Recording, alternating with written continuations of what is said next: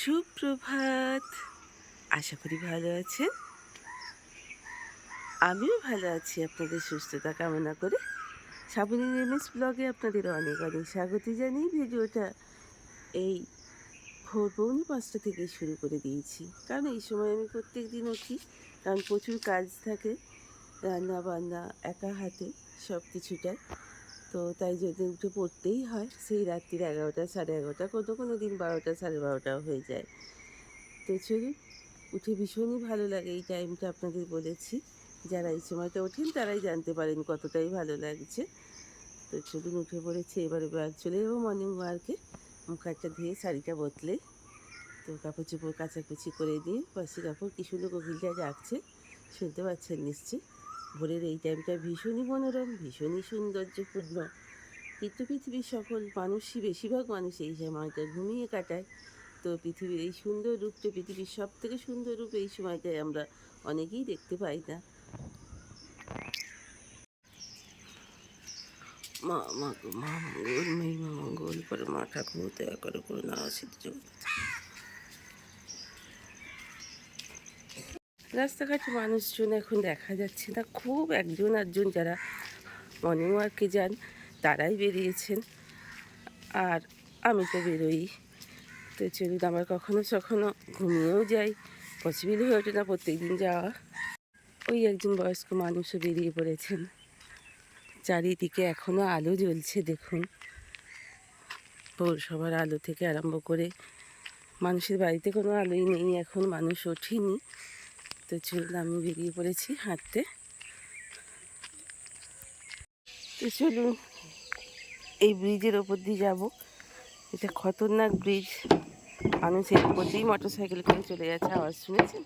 ধাম ধাম, সব ঠিক নেই পাঠাতনগুলো, তাতেই মানুষ গাড়ি করে হুড় কাকে টোটো, তারপরে কী সব ভ্যানগুলো, মোটর ভ্যান সবই চলে যেত, সেটা বন্ধ করে দেওয়া হয়েছে। তো এর ওপর দিয়েই মানুষ যাচ্ছে বিপদের ঝুঁকি নিয়ে, আমিও যাচ্ছি। চলুন, কতটা বড় দেখেছি।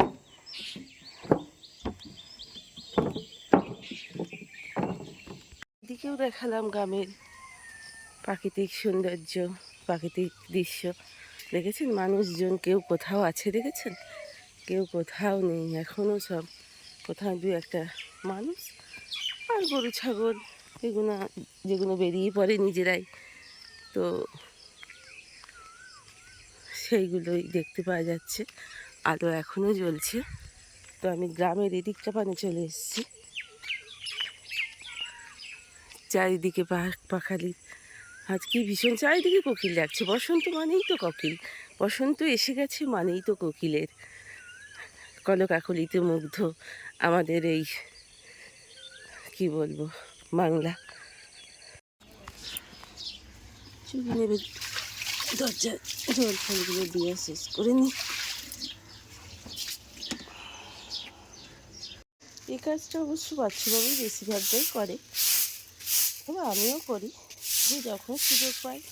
সংসার তো দুজনকারই আমরা আমাদের, তাই ও বলে যে আমার সময় হলে আমি করে দেবো, তোমার সময়, তোমার সকাল থেকে এত ব্যস্ত থাকো, একটু যদি তোমায় হেল্প করতে পারি, যেহেতু আমার কোনো হেল্পিং হ্যান্ড নেই, একটু ঝাড়টা ঝাড় করে দিয়ে ফেলি। কাচাকুচি কাচাকুচি কাল রাত্রেই ভিজিয়ে রেখে দিয়েছিলাম, এবার কেচে নিয়ে শুকোতে দিয়ে তারপর বাসন কোসন মেজে নিয়ে চা খাবো বসে বসে দুজনে। আমি চা খাই না খাই, আমার ও বাবারে বাবারে বাবারে, ওরে বাপরে!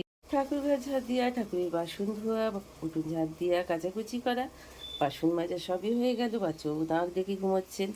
তো ভাবি কাল অবশেষে বললো আমি ফিরতে পারছি না, আমার খুব কাজের চাপ। তো এখানে পরিষ্কার পরিচ্ছন্ন এখানটা করে নিয়েছি, আর আমি চাপিয়ে দিয়েছি একটু আদা তুলসী পাতা সহযোগী চা। আমাকে অনেকেই মেসেঞ্জারে জিজ্ঞাসা করেন পাতাগুলো কী পাতা, তো এটা তুলসী পাতা। এটা আমি প্রায় দিনই সময় থাকলেই তুলসী পাতা দিয়ে চাটা করে খাই। এটা তো অনেকই উপকার তুলসী পাতা, আপনাদের বলে দিতে হবে না, তাই বলছিও না। তো চলুন বেশ খানিকক্ষণ ফুটিয়ে তবে নিয়ে বসবো, বাচ্চাবাবু উঠলে ওকে চা করে দেবো। রান্নার আজকে তারা নেই, ভাবি যেহেতু আসেনি, আর বাচ্চাবাবুও যাবেন না। এখানে বাচ্চুর সব জামা প্যান্ট কেচে শুকোতে দিয়ে দিয়েছি। আমার বাসি কাপড় কাচা হয়ে গেছে, ঠাকুরের বাসন ধুয়ে রাখা হয়ে গেছে। আবার কিছু জামা কাপড় ভেজাবো বলে রেডি করে রেখেছি। বাসনও মাজা হয়ে গেছে, এখানটা ধোয়া হয়নি, বাচ্চু গাড়িটা সরাবে, তারপরে ধুয়ে টুয়ে বাসন উপর করব। তার মধ্যে চলুন বাবির যে আরও কিছু সিতুই যে মালা দিয়ে গিয়েছিল, সেই সিতুইগুলো বেছে রেখে দিই, কালকে করব। আজকে তো স্যাটারডে, নিরামিষ খাবো না। তো বাচ্চাবাবু যখন ওঠেনি সিতুইগুলো বাছা হয়ে যাবে, বেছেই ফেলি আগে। করে আমটাকে ধুয়ে বেশ করে ভালো করে জল দিয়ে রেখে দিলাম, দুদিন অন্তরই নোংরা হয়ে যায়। ফুলগুলো তুলে নিই, স্নানের আগে ধুয়ে নিই। যা রোদ হয়েছে না, স্নান টান করার পর আর রোদে নামতে ইচ্ছা করছে না বললে তো হবে না। সে নামতেই হয়েছে, দেখুন লক্ষ্মী যাচ্ছে। এই টগরটা কম হয়েছে গাছটা, এই টগরটা কমই হয়েছে। প্রত্যেকদিন তো সব ফুল ফোটে না, গাছও বিশ্রাম নেয়, সবাই একদিন একদিন। তো চলুন বিছানাপত্রটা এবার গুছিয়ে নিই।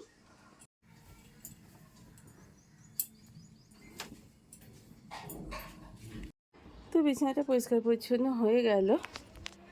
এবার শোকেসের এখানটা কি অবস্থা হয়ে আছে দেখেছেন, কি অবস্থা করে রেখে দিয়ে যাবে। তো ওরও তো কোনো দোষ নেই, বাপরে বাপ, ওরও তো কাজের শেষ নেই, ছুটি নেই, ছাটা নেই যে একদিন পরিষ্কার পরিচ্ছন্ন করবে। তো চলুন আমি গুছিয়ে গাছিয়ে রেখে দিই ভালো করে। তো আজকে ভাবলাম যে একটু নিরামিষ, আজকে স্যাটারডে বলে একটু দই পটল বানাবো। শোকেসটা পরিষ্কার করে ফেলি, মুছে টুছে। বাবা দেখেছেন ব্লেড, কোথায় না কোথায় ব্লেড থাকে, এটাকে একটু কেচে দিয়ে তারপরে আবার পেতে দেব। তো সব তুলে পেরে এখানেই রেখে দিলাম। এখনও অনেকটাই টক দই আছে, একেবারে আনা থাকে 1 কেজি টক দই এনে রেখে দিই। খাওয়ার পর নিজে একটু করে 1 চামচ করে খাই, ডাক্তারবাবু বলেছিলেন। আর দেখুন মশলা কি উঠছে গেল, এবার এটাকে ভালো করে মুছে রেখে দেবো। ডাল সিদ্ধ করতে দিয়ে দিয়েছি, এবার ভাতটা চাপিয়ে দেব। ভাতটা চাপিয়ে দিয়ে তারপর স্নানে যাচ্ছি।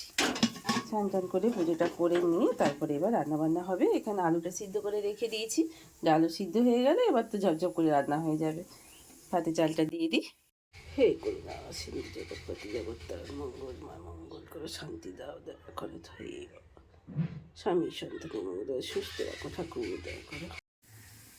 তো বসে পড়েছি একটু মশলা বাটতে, জানেন তো আজকে ইচ্ছা হলে একটু যা তার গরমে লেবুর রস দিয়ে একটু আদা মৌরি বাটা দিয়ে কলাইয়ের ডাল। এই সময় কলাইয়ের ডাল, টক ডাল এইসবই তো খেতে হয়, তাই না বলুন বন্ধুরা, আপনারা কি বলেন?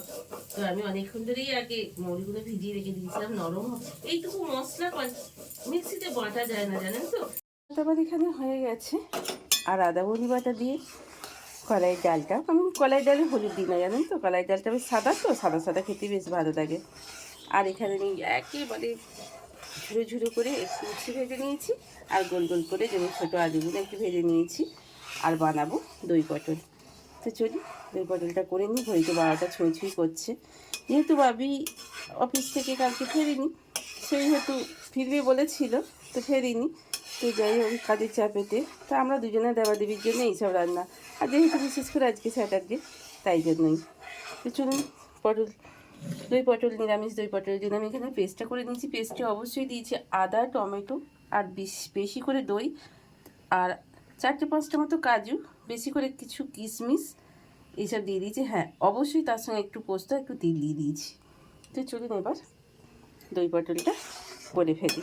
তো চলুন তেলেতে একটু হলুদ দিয়ে আগে আমি পটলগুলো ভেজে নিই, তারপরে এবার আস্তে আস্তে রান্নাটা করবো। দই পটল বানাচ্ছি নিরামিষ স্যাটারডে আজকে।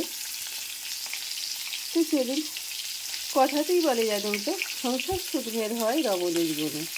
তো প্রত্যেক সংসারেই উত্থান পতন, সুখ দুঃখ, শান্তি অশান্তি, হাসি কান্না সব মিলিয়ে আমাদের সংসার। আর এমনিতে তো বলুন না, আমাদের নিম্ন মধ্যবিত্ত ঘরেরও অভাবের সংসারে তো এগুলো তো লেগেই থাকবে, তাই না বলুন বন্ধুরা, এগুলো লেগেই থাকবে। যেখানে স্বচ্ছলতা নেই সেখানে তো হাসি কান্না, সুখ দুঃখ, অশান্তি সেগুলো তো থাকবেই। তো সব কিছুটাই আমাদের মেয়েদের, বিশেষ করে বেটা ছেলেরা তো বাইরে থাকেন, আমাদের মেয়েদের বিশেষ করে মানিয়ে নিতে হয়, তবেই সংসারটা সত্যিই সুখের হয় রমণীর গুণে, জানেন তো। তো সত্যিই আমাদের গুণেতেই সংসারটা সুখের হয়। এগুলো যদি মানিয়ে নিতে পারি তাহলে আমাদের সংসার দেখবেন সত্যিই সুখের হচ্ছে। তো চলুন পটলগুলো ভাজা হয়ে গেল। তো কড়াইতে আমি জিরে তেজপাতা পটলগুলো ভেজে তুলে নিয়েছি, হালকা করে পটলগুলো ভেজে তুলে নিয়েছি। তুলে নিয়ে এবার জিরে তেজপাতা দিয়ে দিয়েছি, দিয়ে আর তার সঙ্গে অবশ্য আরেকটা জিনিস দিয়েছি, যেটা হচ্ছে ঘি দিয়েছি, ঘি বলছি, আপনার হিং দিয়েছি, একটু হিং দিয়েছি, তো ভীষণই ফ্লেভারটা সুন্দর আসবে। তো তারপরে আমি কাজু কিশমিশ বাটা, টমেটো আদা বাটা, দই দিয়ে বাটা, অবশ্যই দই দিয়ে বেটেছি যেহেতু দই পটল, তো চলুন সেটা বেটে আমি দিয়ে দিয়েছি। এবার মশলাটা কষাতে থাকি, তেল ছাড়লে নুন হলুদ সবই দিয়ে দিয়েছি, চিনিটা এখনও। তো মশলাটা আমি পটলগুলো দিয়ে দিয়েছি, তবে ভীষণই ছিটকাচ্ছে যেহেতু দই দিয়ে আছে। ওপর থেকে একটু কসুরি মেথি হাতে করে রগড়ে দিয়ে দিলাম, ভীষণই টেস্টি খেতে হবে বলে। থালায় ভাত নিয়ে চলে এসেছি, এখানে আদামরি বাটা দিয়ে কলাইয়ের ডাল, কুচি আলু ভাজা, এবার ঝুড়ো ঝুড়ো করে উচ্ছে ভাজা আর দই পটল। কিছু জল ট্যাগ করে নিয়ে বোতলগুলো রেখে দিলাম, বাসন মাজা হয়ে গেল। আর কম্পিটিশানে কোকিল ডাকা শুরু হয়েছে, শুনুন একবার। বহু দূর থেকে কেউ একজন ডাকছে, আর এখান থেকে একজন কেউ ডাকছে। কি ভালো লাগে না এই সকাল।